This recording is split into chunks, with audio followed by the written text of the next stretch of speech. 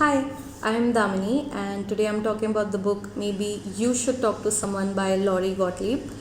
Laurie is a practicing psychotherapist who works in LA, and I know that the title of this book makes it seem like it's a self help book, but it's actually a memoir, and it takes us through a time in Laurie's life when she was practicing but also going through a really difficult time herself, and so she's seeking therapy. And the book is essentially alternating chapters where she talks about herself and her patients, and it explores love, loss, dealing with a terminal diagnosis, uncertainty. But it's not all serious, it's a good mix of laughs and tears.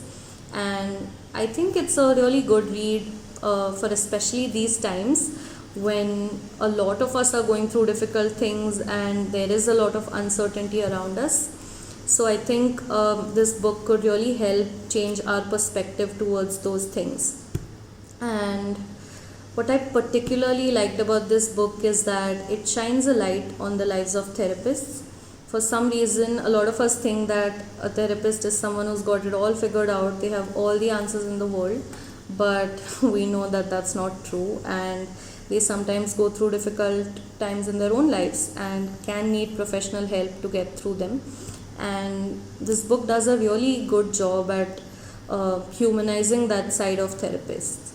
And it also highlights the difference between therapy and counseling. I think that is someone that personally I wasn't very clear on before getting into this book, and it's not something that is discussed very widely in India, what exactly therapy is and what counseling is. And this book does a good job at explaining that really well. Fair warning, it's a chunky book. It's about 400 pages, but it's absolutely worth it. Who would I recommend this book to?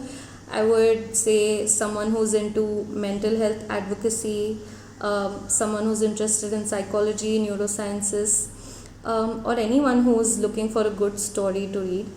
And I hope that this review makes you want to pick this book up, because I highly recommend it and I'm sure you would not be disappointed.